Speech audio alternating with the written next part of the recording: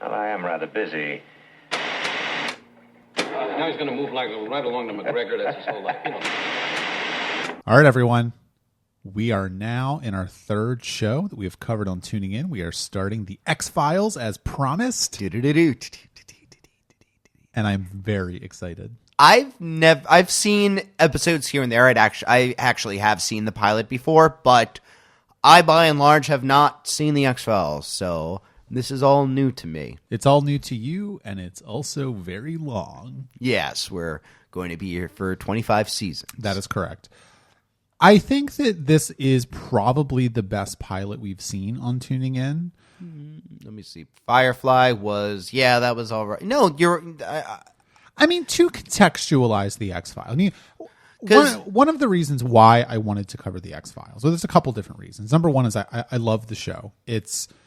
I like shows that are more than the sum of their parts. I may have said that before on the show. And I think that, one of the reasons why I didn't really warm to Firefly, although I did like it in the end, was that I never really felt like the show was more than the sum of its parts. And the X-Files is definitely a show that is very hit or miss sometimes, and there will be some rough weeks to come.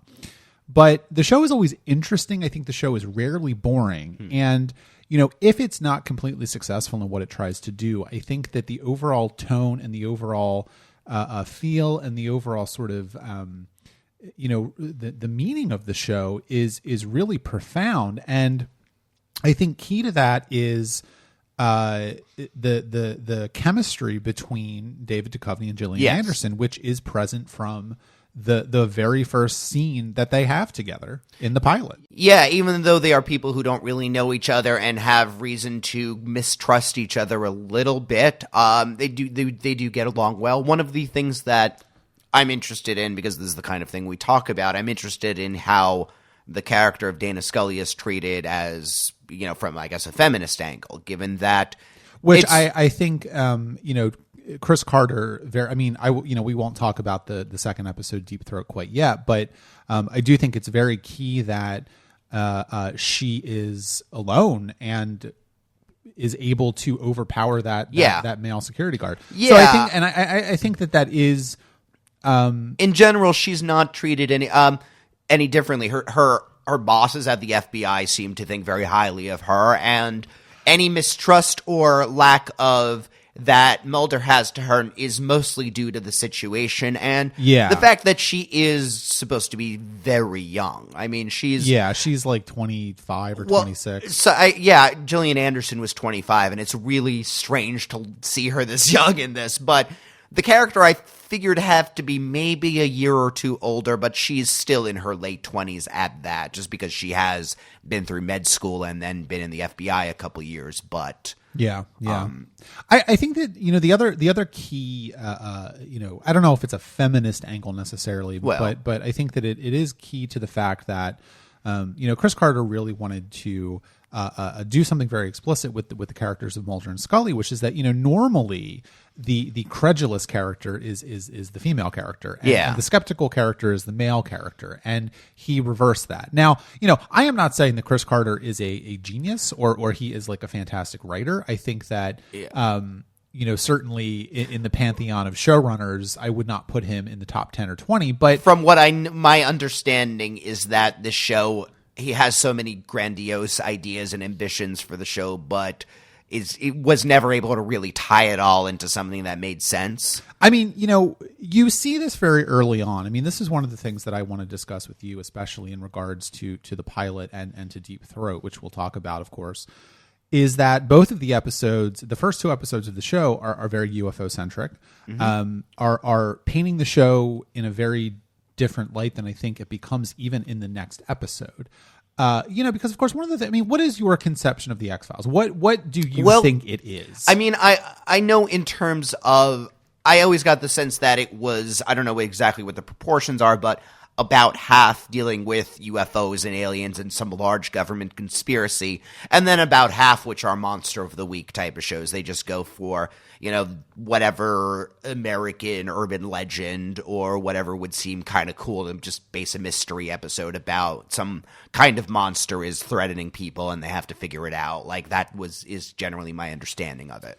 Yeah, I mean, I think that that's generally correct if the proportions are not exactly right. I mean, it conceptually, I think that's a sound understanding. Now, the thing is, though, that I think that really the show, like I said before, is more than the sum of its parts, and I think that what is key to that is the characters of Mulder and Scully. Yeah. I mean, one of the things about television in general, and I don't think this is going to be revelatory for anybody listening to this or for you, but one of the reasons why we like to watch television is we like to see characters that get along and like each other and are interesting to watch. And there is the old, sitcoms are I'm hanging out with my family. Here it's I'm hanging out with two cool FBI agents. Yeah. Yeah, and I think that you can definitely see glimmers of what these characters become even in these early episodes.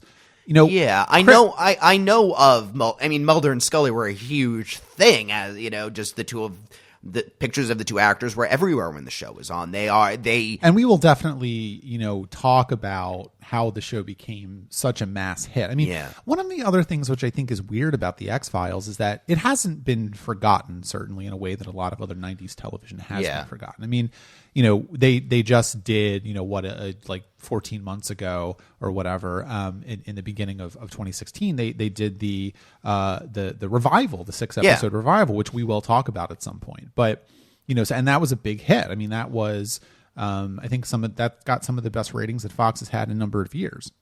There is still a cultural understanding of the X-Files as a show, as a force, as something. And it is intriguing to me how the show became so big, and also really hitting upon, I think, the right cultural moment, because these first 2 episodes very explicitly are about government conspiracies in a very, very naive way. Yeah, it's weird. The show is both naive and it's iconoclastic in the way that I would say the show did well towards normalizing questioning the government, but in a way which has been... I laughed at one point in the second episode when she said, I'm going to tell all the newspapers, because the thought of... There are no newspapers anymore? The thought of anyone giving a shit if a government, it gets to the point where to have a show which is partially based on the revelation that the government is spying on people, well, no fucking shit. We know that. Right. Yeah. But that, it's hard to put the X-Files into its proper historical and cultural context, I think, because... think back to 1993. This premiered in September of 1993. What was going on then? Well, the Bill Clinton had only been president for 9 months. I think that the Soviet Union had collapsed. Everything seemed like it was going great, and you get this show that is very founded in UFO mythology. It was an interesting choice, I think, for the show to start out that way. Yeah, because that was not really... I don't think that was Carter's intention with the show, was to make it about UFOs. And certainly in the next episode of Tuning In, you will see that it's not just about UFOs. But it does ground it in a something that was in the cultural air at that point. Because I also think people forget exactly how big UFO stuff was. Oh, yeah. Like when I was a teenager and a kid, like I loved UFO stuff. I read those books and, about people getting abducted by aliens. And the pilot especially, I think, is sort of the greatest hits of all that stuff. You've got missing time. You've got kidnappings. It's just like you've got the probe in the nose, like everything. Right. Yeah. You've got those weird marks on their backs. You pretty much, the lights from the sky. You have all of that stuff that is there, and I don't, we'll see where it goes, but I think in the pilot it works. I don't know if it worked for you, but no. Again, I knew that. I guess I know that UFOs are one of the themes that they come back to regularly. Again, like I believe there's a Chupacabra episode, but there's only one Chupacabra episode, kind of a thing. There's one-offs or aliens for the most part. Yeah. So knowing that it starts on the tone of aliens and that the first 2 episodes have something to do with UFOs made sense to me, because again, this is where the show returns to. This is certainly one of its biggest preoccupations. Going a little more into the second episode, but there is a quick discussion where there's, I think even Scully says, well, the government does have a right to keep its secrets, but they come to the question of, but what's the line that we cross? At one point, are we hurting too many people for technology? Yeah. Now, I thought that was, again, one of those naive lines, because I don't feel like people who are being heard and spied and all of that is for technology these days. This is just going to be on, we're going to be spying on people because Donald Trump wants to spy on people, not because we're going to get any gain from that. And so I guess UFOs at this point in time are a stand-in for the ultimate secret. Whatever, government is controlling for something now, the show is going to say UFOs for that. But they're kind of a MacGuffin in a way, if you want to take this into a real-world context with the fact that our government actually does spy on people, that fact that our government does, do shady shit. I mean, I think that, I don't want to go down a road of talking too much about the revival, but it was certainly very hit or miss. And I think one of the reasons why the revival didn't work is that sort of conspiracy theory stuff that worked in 1993 has a very, very different meaning in 2016. And I'm even spitballing. I mean, I'm thinking about shit like in one of those, leaked Hillary emails where they thought that one pizza shop was a pedophile ring and some guy shot. Like, this is what conspiracies are doing. Conspiracies aren't just a fun way of debunking the government or just it's a very different cultural context that the view of a conspiracy is. It's a very different cultural context, and also I think it was a very different time in the world because, the X-Files, I think, more than anything else, at least in its initial conception in the first couple of seasons, was really a show that was casting around for enemies. And the Soviet Union had collapsed, so communism was defeated. Everyone seemed to think that everything was great and that America was going to be ascendant. And pre 9/11, so it was a really brief time. Yeah, it was only 8 years, but. And let's not forget also that the first World Trade Center bombing happened in 1993. I was about to say, wasn't that same year? Yeah, so there were warning signs. But this is the kind of show that couldn't be made anymore. You couldn't make the government the enemy. And this is in a very different, I think, cultural context than a lot of the television shows even that were being made in the 90s. I think that you forget about things like Watergate. You forget about the fact that people had lost faith in the federal government, had lost faith in their government. And, certainly television has a lag time, right? I mean, you're not going to be getting a television show in 1982 that is going to be a mass hit that is saying the government is the enemy. Yeah. But you can do that in 1993. So in other words, 5 years from now, we'll be able to make these kind of shows again. But yeah, I think so. And what's interesting to me about the pilot specifically is that it doesn't really have anything to do about the government. I mean, we'll talk about Deep Throat in a minute, but I think that the show starts out with the central mystery of, okay, who are these characters?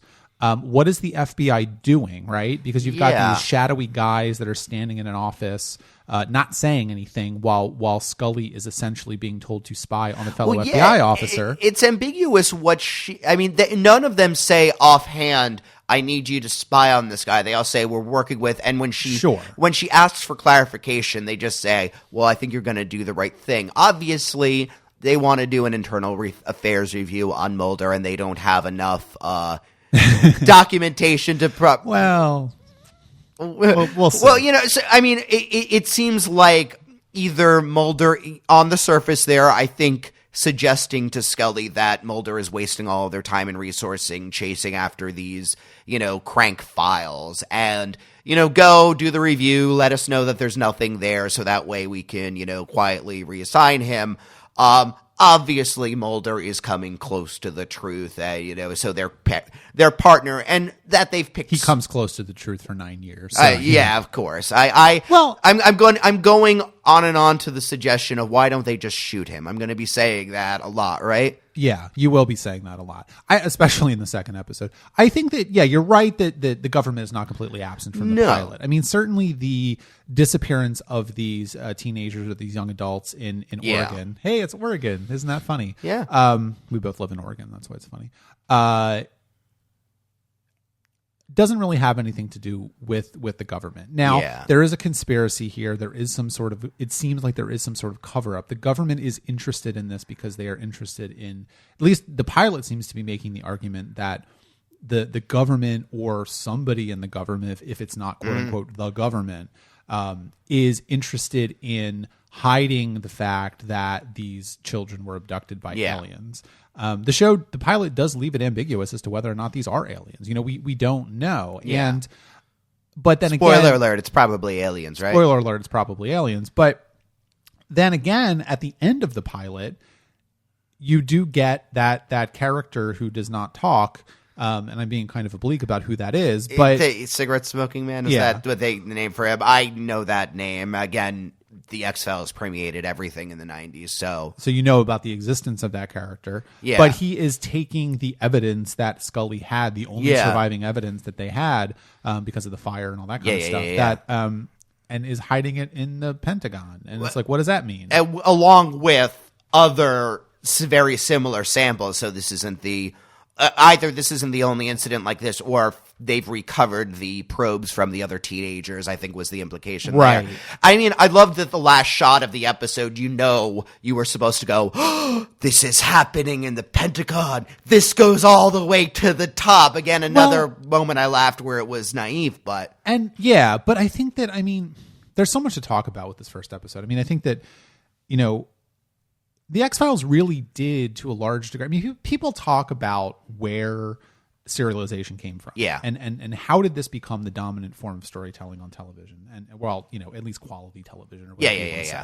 It's not maybe the dominant form. There's still reality television and stuff like that. But although reality television is serialized. Yeah, it is. That's true. But life is serialized, so I suppose that's more why. No. But... I think you're right, though. I think, serialization is definitely the sort of, storytelling du jour of our age. Yeah. And I think to a large degree it was the X-Files. That was the first show I heard the phrase myth arc applied to, and I think it was that Chris Carter coined it for that. Well, right? I think, it was, they sort of break down between standalones and mythology episodes. And it's interesting to me that even the terminology wasn't... the same, because they had to come up with the terminology to describe how the show was telling its story, its overarching plot. And they came up with this concept of mythology, which no one calls it that. It's just the plot of the show, or it's serialized. And I think that's, the end of the pilot especially is a clear indication that this is going to be a very different show than what we have gotten before.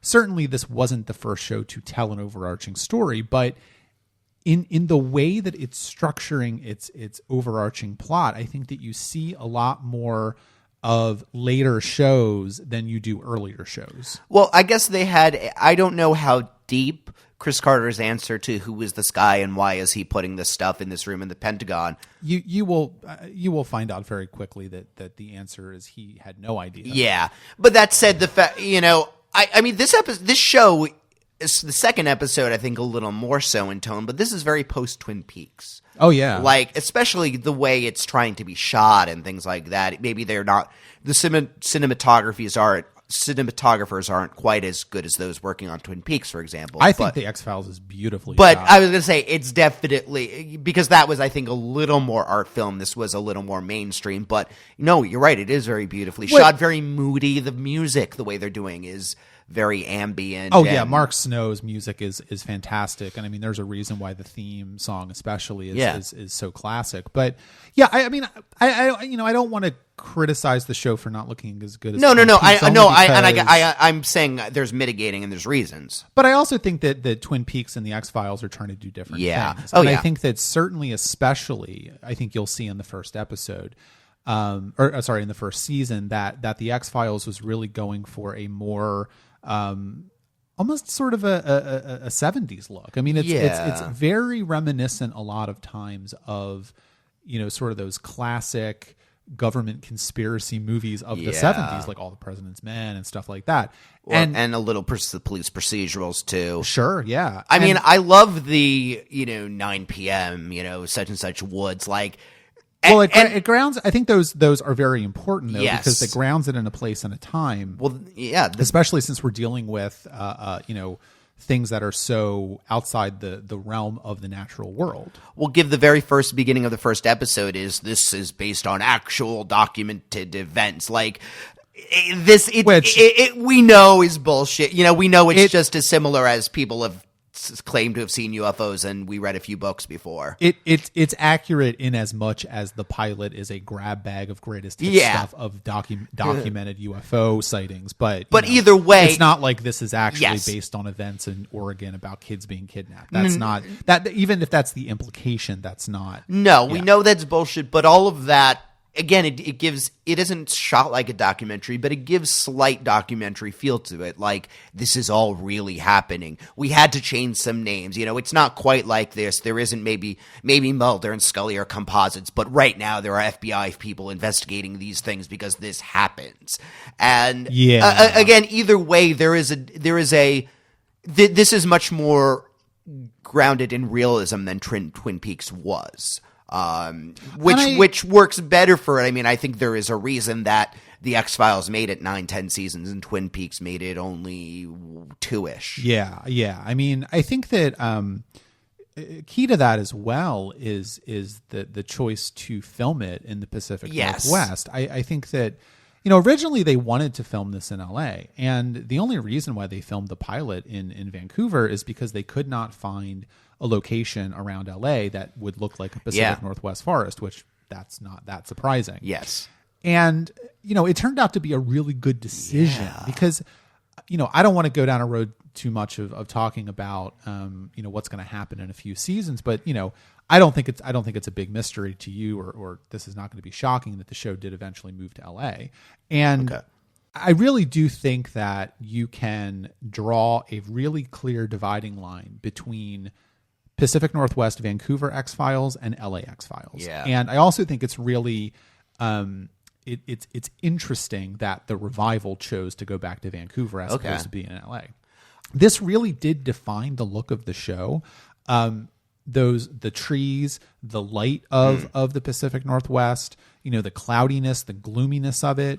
You know, speaking as someone who has lived in the Pacific Northwest now for almost 2 years, you know, there is a different quality of light to LA, certainly. And, you know, it works with the themes of the show. And I think it's one of those happy accidents. And I think that's really what it comes down to, is that a lot of why the X-Files works so well is just a series of happy accidents. No, I do get the sense that if this had been made a couple of years ago or earlier or a couple of years later, or there'd been a different actor, or again, they'd filmed in a different... Yeah, it does seem like this was just going to be a couple season show, except it just hit the right and everybody watched it. Yeah, pretty much. And I think that, well, let's talk about Mulder and Scully then, because I think especially in the pilot, you know, the show does a really good job of establishing who these people are very quickly.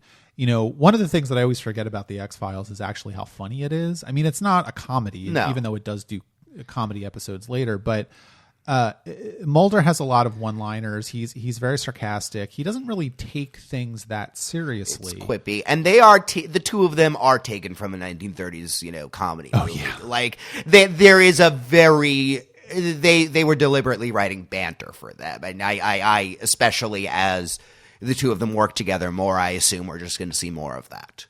Yeah, no, absolutely. And I think that, I don't know. I mean, do you have a good sense from, you know, the pilot and in the next episode that, you know, who these people are yet? From what as far as we need to know, again, Scully is the person who she is.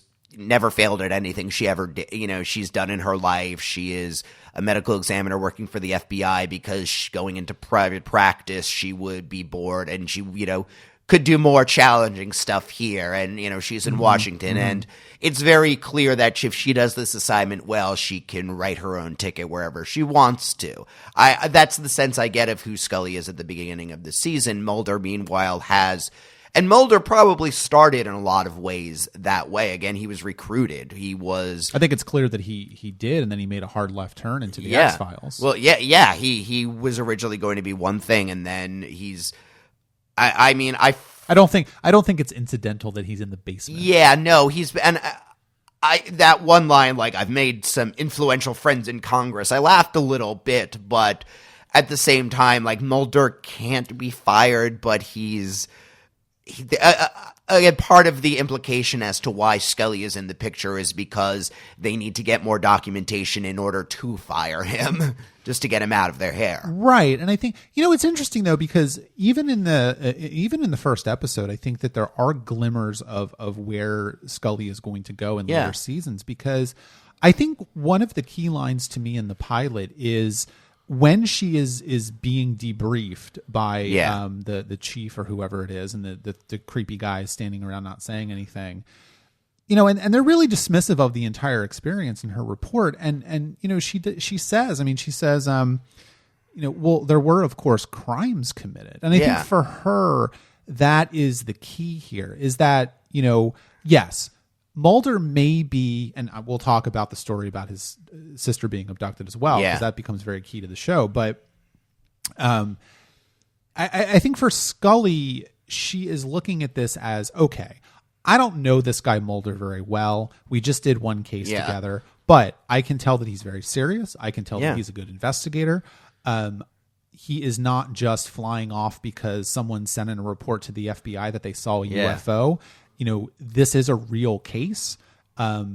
Children were abducted, and you're dismissing it because it's part of the X-Files. And I think that she is already starting to struggle with that. Well, there's the one really great scene when they're in the cemetery and piecing it together, and they're like, okay, well, obviously the kid who was in a coma, he woke up, he killed these people, it was an alien, and the two of them, and again, I'm going to see where the two of them will get into finishing each other's sentences mode, but they're already working together really well, and then they've solved it, and then she starts laughing because she has followed him on this logic train. All of the evidence, the simplest solution is that yes, it was aliens, and she knows yes, this all makes sense. If I have to prove something, aliens is what I can prove. At the same time, she knows they're never going to accept this. This is ridiculous. And 2 days ago, I would have laughed at this. And, right.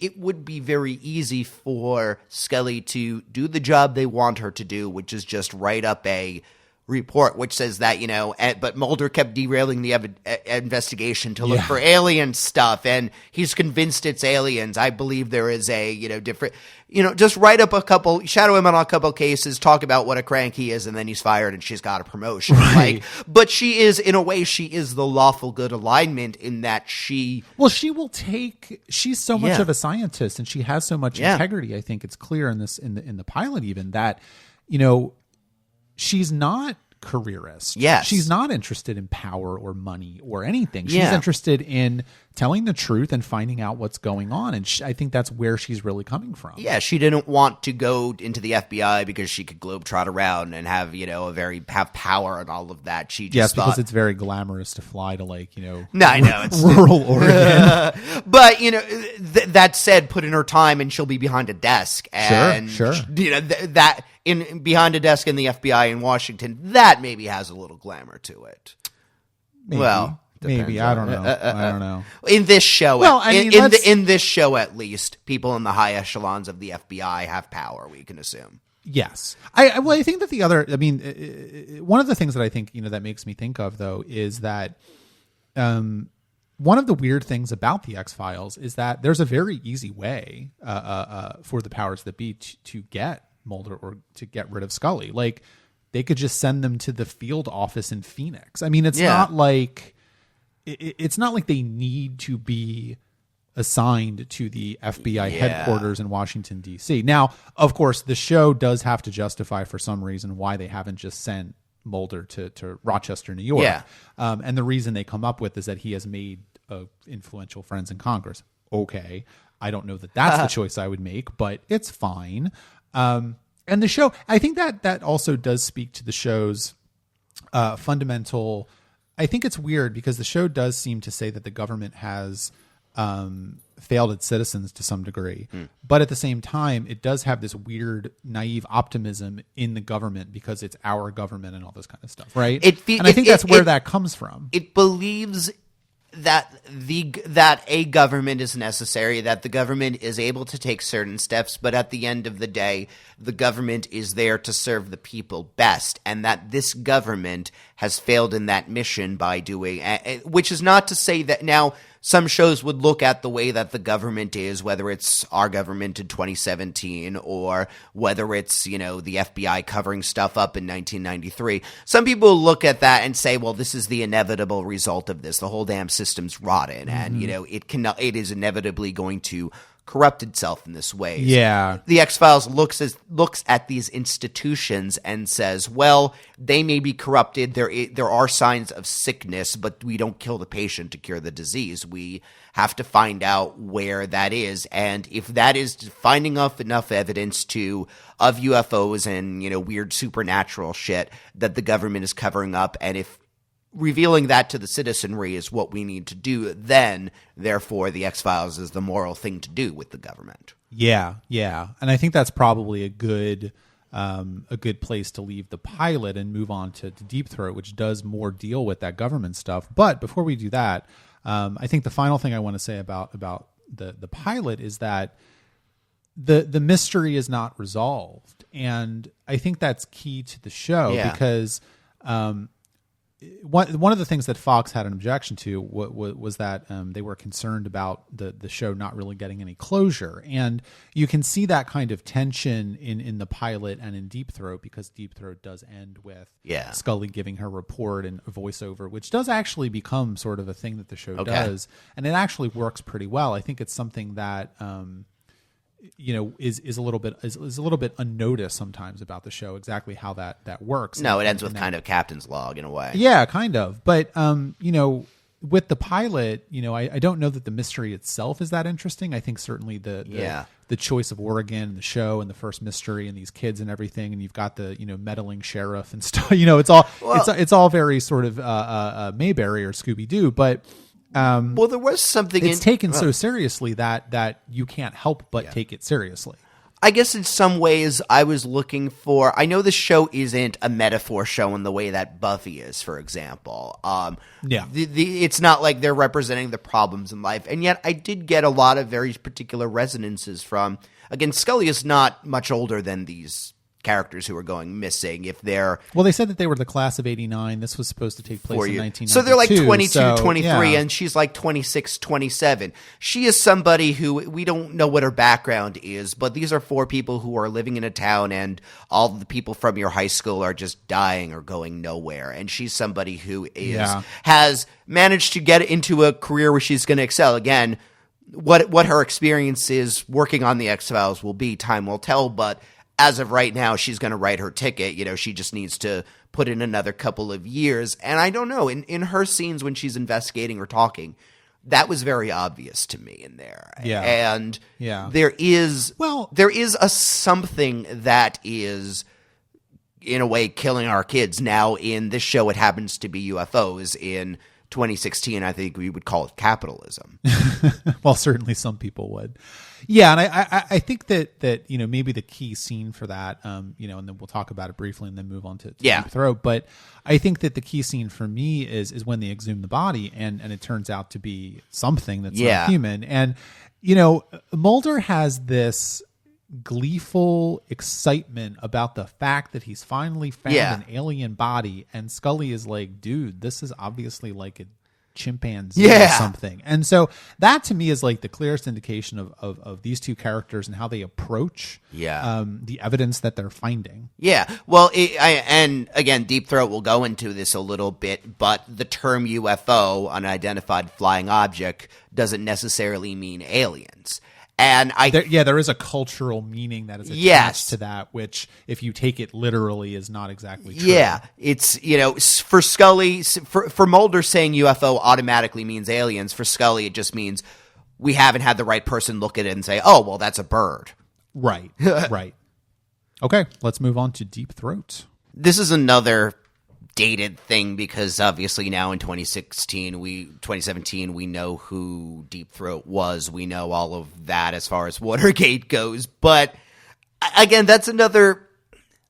It's kind of charming. Part of this reminds me of, you played Deus Ex recently, like the original, and I said, how was it? You were like, it's just a grab bag of every bizarre 90s conspiracy cheese. And like it's kind of funny in that way, like, oh, Deep Throat. oh, he's the same guy who did Watergate. Oh, that's how deep does this go? All the way to the top, like that again. That's funny, actually. I never thought that this was supposed to be the Deep Throat. I mean, it doesn't matter if it's an actual person or like a James Bond where it's a role in the government or whatever, but yeah, it's like there's a lot of it's like Doctor Who. Yeah. Just passes along from the fifth Deep Throat was the best Deep Throat. Well, yeah, I mean, I think it's one of the things that I think is we have to talk about is the fact that no one would know what these episodes were called because well, yeah, they never say Deep Throat in the episode. No, and I only know that because I looked at them like, why the hell did they call it Deep Throat? Right, right, and no one would know what this episode was called. So, like I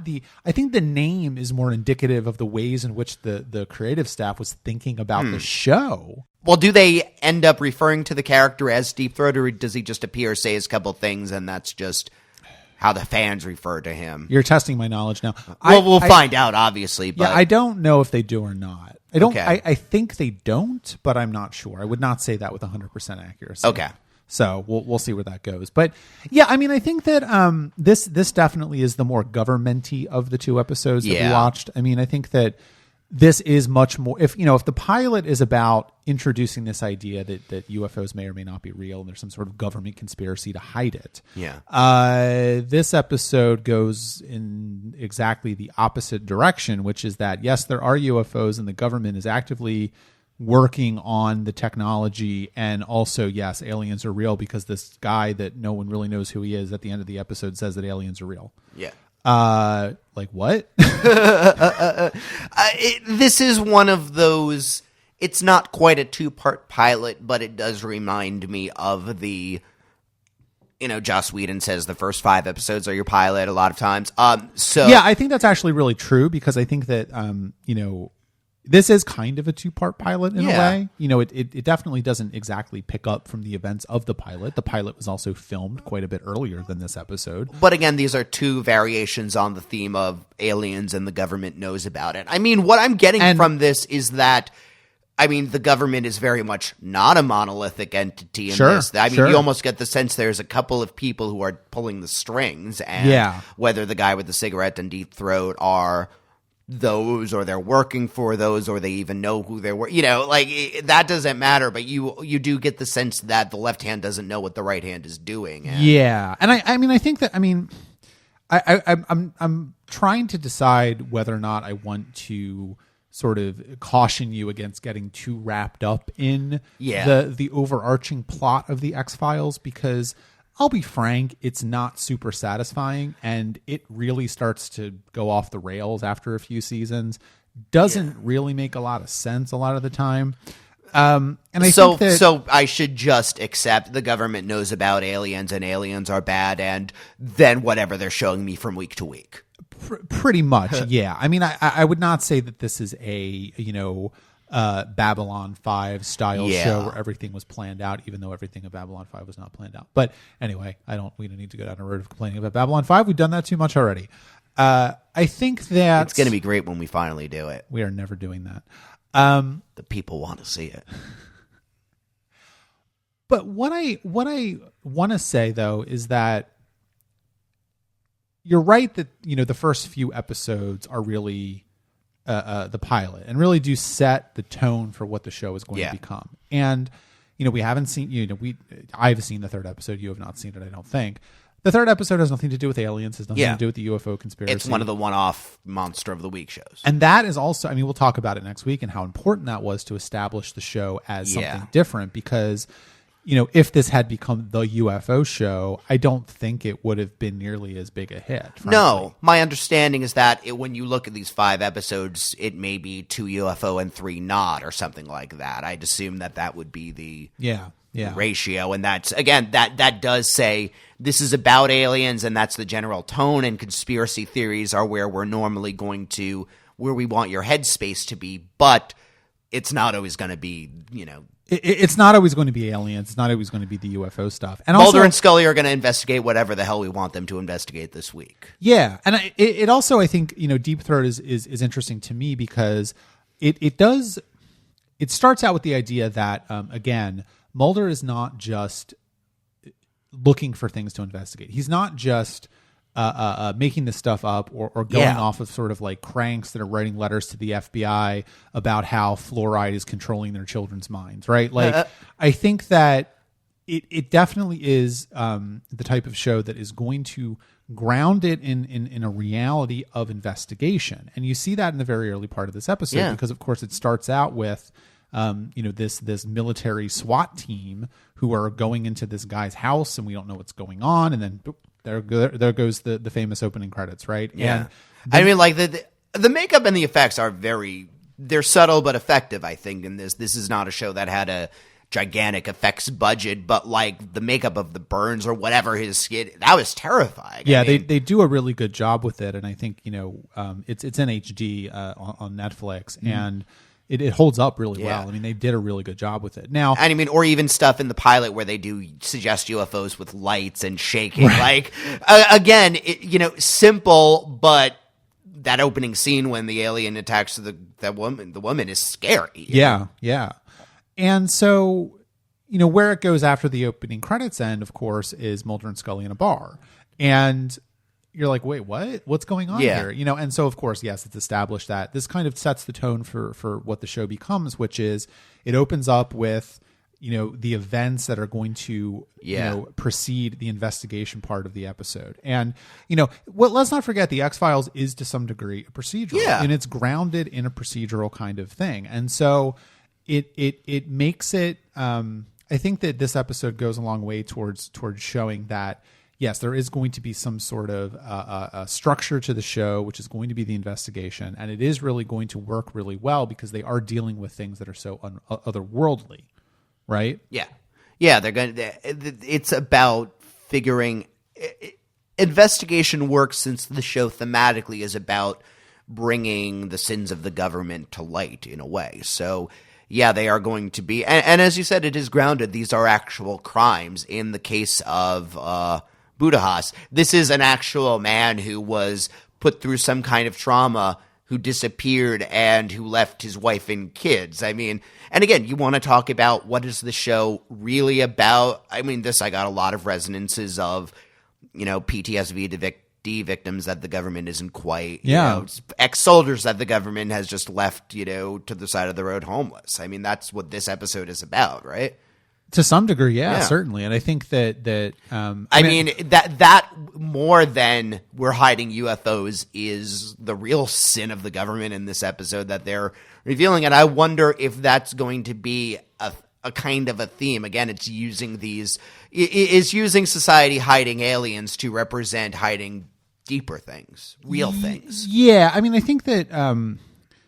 We didn't talk about Mulder's story in the pilot about his sister getting abducted, and it's probably a good opportunity for us to talk about that because it is important to the show. And I think that it's obviously a way to ground Mulder's quest to prove the existence of extraterrestrials on Earth into some sort of personal story about his quest. It's his personal quest because his sister was he believes his sister was abducted by aliens when he was 12, and that's all you really know about it for a long time. Like, we know his sister's name is Samantha, and he tells a story about this to Scully, which I also think is very key to their developing relationship because I think it does show that Mulder implicitly trusts Scully and trusts her quickly. Again, he's coming from initially knowing that she was sent by superiors to spy on him, but at that point he recognizes that she's going to put what actually happened.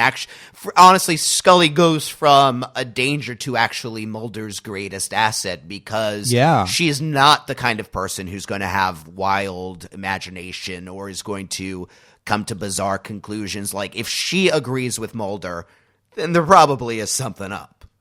I have a spoiler for you. The truth is out there. Scully is his sister. No, that's not true.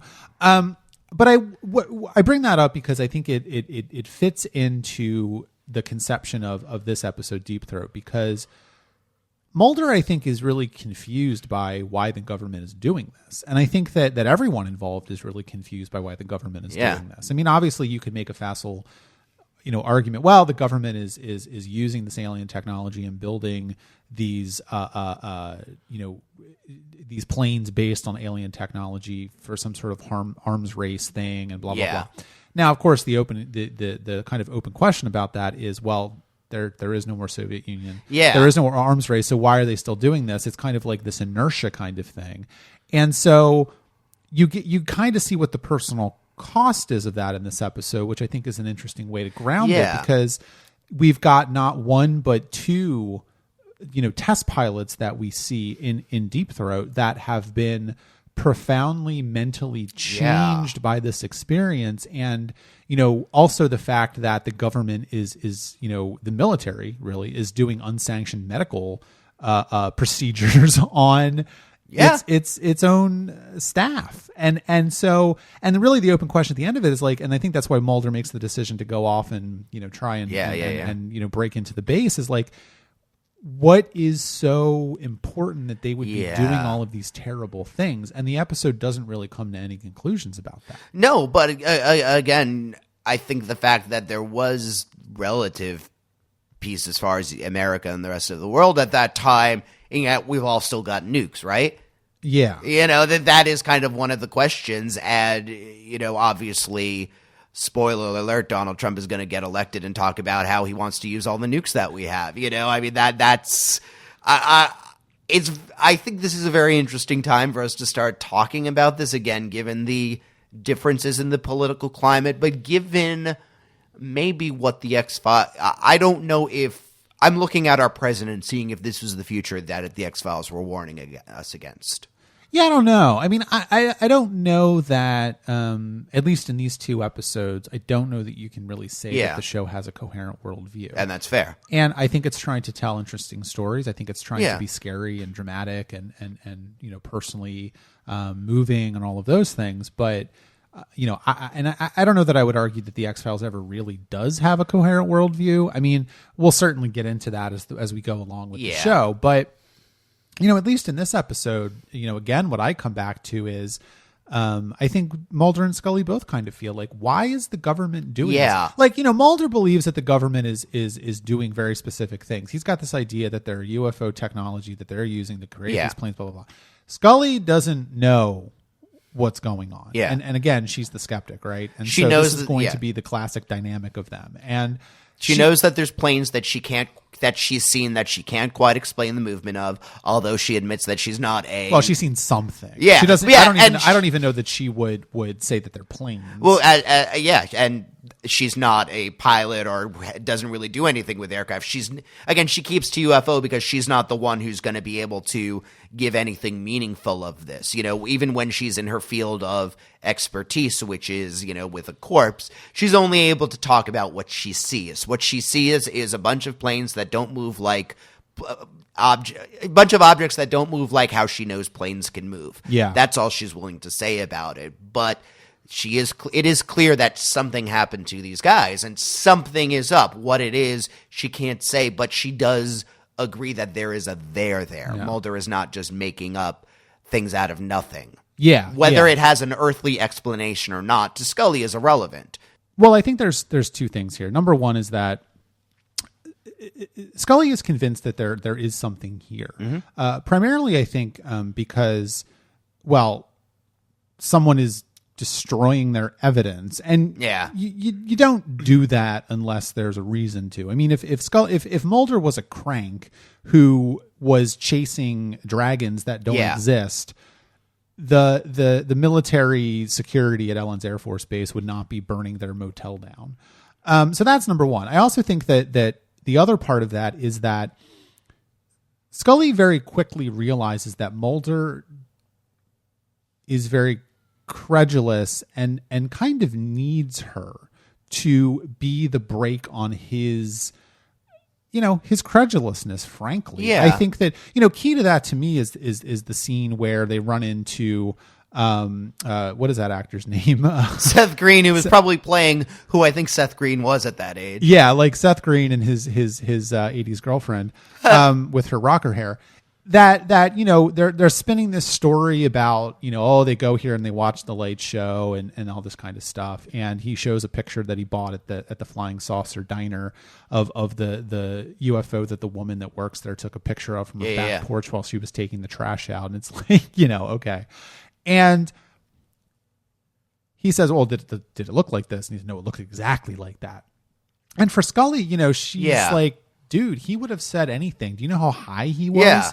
And of course, again, you get the classic, if you were that high, what, Scully? Like, it's just stuff like that I love. But it is that kind of thing where Scully is putting the brakes on this to some degree, and she is challenging Mulder. Well, because she making his argument stronger, I think. Well, that's true. Mulder would go right and said, well, this kid, because that's exactly what their superiors would say. Well, this is bullshit because she's able to, she's not far gone enough that she knows what the adults are going to say about this. I mean, I'm thinking back to a line from the pilot where he says to her, like, I'm not crazy. I have the same depths as you. Like, I think he's making it clear, and she's recognizing that, yes, Mulder has these obsessions with UFOs and weird shit, but he is a person beyond that, and he is not just going to, like, there is a logic behind to Mulder. Again, that scene from the pilot when she's able to piece it together. In this one, I get the sense that there are going to be a lot of moments at first where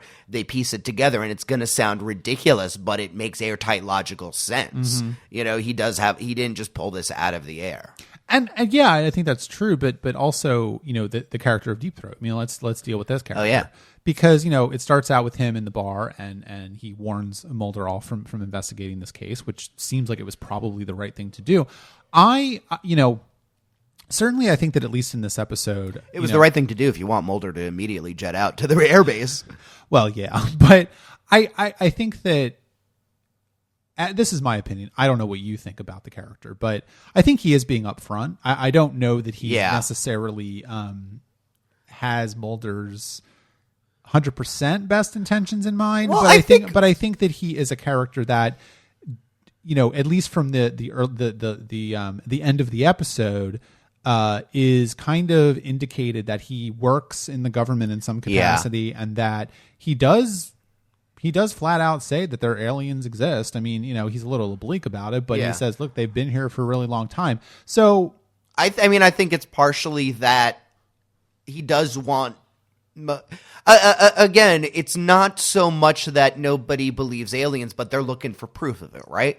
They're looking for some demonstrable airtight proof. And I think part of Deep Throat's motivation in warning him off is, this is going to be a wild goose chase. You're not going to find any evidence. You're probably going to get shot. And this is just, you're the only person who's actively looking to release this at this point. If Mulder were to die at this early in the game, Scully would be very upset about it, but she'd be quickly resigned and would not have, this would not be her major thing. I think getting killed this early in the game is not going to help the cause. No, it's not. And I think that, what's clear to me is that I think that Deep Throat is warning Mulder off because, this is a really high visibility target, and it's not an easy target. Yeah. I mean, you're talking about going after a secret military base that isn't on any of the government maps. Yeah. I mean, Mulder doesn't seem to really have much of a conception of his own mortality, at least in this episode. And well, Scully has that one line where she said the government is not above the law, and you get a sense that because Mulder and Scully will mostly play fair, and because they're probably good people, they don't believe that, this is one of those good not comprehending evil kind of a things. Like the two, and maybe after this experience, they're going to be a little wiser about it. But I think they still believe that if they're starting as early as the first episode with the sheriff, they're realizing they're of the mindset that they can flash their badge and they can, because people will follow the FBI. They're the cops, and they're realizing this isn't always the case. Like, there are going to be people who won't respect our authority in a way, and the government is going to be some of those people. Yeah. Well, and I also think, there's a couple things there, which is that, number one, I think, the scene with the creepy men in black who destroy all their evidence again, and basically run them out of town. On the one hand, that is another one of these sort of like UFO conspiracy tropes that the show is tracking in. I think what's more interesting to me is the character of the security guy, because like I said, when we were talking about the pilot, that scene, that entire scenario, that entire sequence was very explicitly designed to make Scully equal to Mulder, and to say, she can protect herself. She doesn't need a man to come rescue her. In fact, she's rescuing the man. Right. And I think even for especially for 1993, I think that was probably something that had not been seen on television a lot at that point. No, it's it's probably a particular choice to make the first time one of them saves the other, because I assume that they're going to save each other a couple dozen times over the course of the series. It'll be that kind of a thing. Yeah. And eventually it'll even out. But again, this isn't the default. You're right. But what is interesting to me about that character is when they do the exchange and Mulder gets back and he's very confused about how he's there. The security guy says, well, it's not us who have acted inappropriately. Yeah. And, I hate to say it, but I kind of agree with him. I mean, certainly we don't have enough context for whether or not what the government is doing is good or bad. But certainly their actions are bad if their intentions are not bad. But well, let me put it this way: whether or not let's get beyond good and evil right now. They did whether or not this should be the way the law is. They did break into a government installation that they had no authorization to be on, or Mulder did. Yeah, that in and of itself, you're right. If you want to talk about legally what the fault is, it's true. They were. I think from the security guys' view, we were minding our business. This was just, if a few pilots got some major issues out of this, well, they did sign up for this and they knew the risk. We don't know how they were briefed beforehand. It's possible that they told Budahas, like, listen, you may not come out of this one. Yeah, we don't know. If you read about like the early astronauts or early pilots, like they knew they would be going into some terrible conditions that they may not get out from, but they accepted that. Yeah, we don't know what they were told. Yeah, and I think that's really what it comes down to is that, and that's going to be a theme throughout the show is that Mulder and Scully don't have all the information. Well, they don't have most of the information. Well, his wife comes from one scene saying that's not my husband. Who is he? To the next scene, and she's like, no, we're fine. Get out of here. And it's obvious that someone's talked to her, but what did they say? Why is she suddenly okay? Like, we don't know. If you sympathize with Mulder and Scully, Mulder would say, oh, they threatened her. They threatened her children. They, threatened her livelihood. Maybe they didn't. Who knows? Maybe they just explained, like, listen, he was using experimental technology. Here is his. I doubt that they told her the truth. But... No, but maybe they gave her. Again, you don't need to say. Again, go with the ambiguity of UFO. He was using. She knew that he was a test pilot. Right. We gave him in some experimental aircraft and sometimes soldiers, unfortunately. And your good friend's husband is. This happens, and here we're going to work with a counselor, and you'll get back to. I mean, it's not like the episode has suggested that this isn't actually her husband. It's not like we are to think that he's been replaced by an alien clone or anything. He's just. Not right. Yeah. Something, it suggested that whatever memory erasing procedure was similar to a lobotomy maybe, or over time or whatever, and that's just what happened. Yeah. And maybe a final thing I want to say before we wrap this episode of the podcast up is that I think the clearest indication of what the show's worldview or philosophy is at this point is the final exchange between Deep Throat and Mulder at the end of Deep Throat, where Deep Throat says, why do you not accept all of the evidence that is dissuading you against this? And Mulder says, well, the bulk of the evidence is not entirely dissuasive. Yeah. Now, on the one hand, that's kind of a tautology or talking around it, but on the other hand, I think it's really a statement of purpose for the show. Well, it's a statement of faith in some ways, and yet it's interesting how that is a refutation of the justice system that believes innocent till proven guilty. We don't, legally, you don't have to dissuade me from believing in aliens. True. You have to prove to me that aliens exist. In a way, he is going.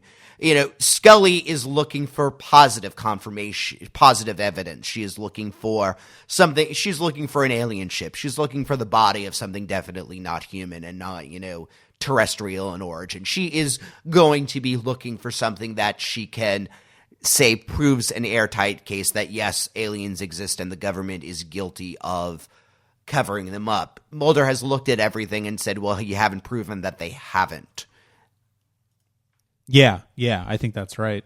So I guess if you want to sum their worldviews up right now, that's where we are. Well, we'll just have to see where it goes. We have a long road ahead of us, but I think that 45 seasons, 107. But I think this is a really good start to our X-Files journey, and I'm excited to go down this road with you. I think it's going to be a good time. Oh, I think you're going to like the show a lot. I'm excited. Good. Be excited. Okay, well, we will reveal what we are doing next week in just a few minutes, but if you would like to leave a comment on the episodes that we just discussed, Pilot and Deep Throat, please leave a comment on the post for this episode of the podcast at tuninginshow.com. You can check out our Patreon, patreon.com/truckaboutshow, which also supports our other podcast, Truck About. 2 days ago, Tuesday, we finished Deep Space Nine, Richard. And it was so sad or happy or confusing. All of those things and more. And next week, we're talking about Star Trek Insurrection. So get ready for that. Again, that's patreon.com/truckaboutshow if you would like to give us a little bit of financial support.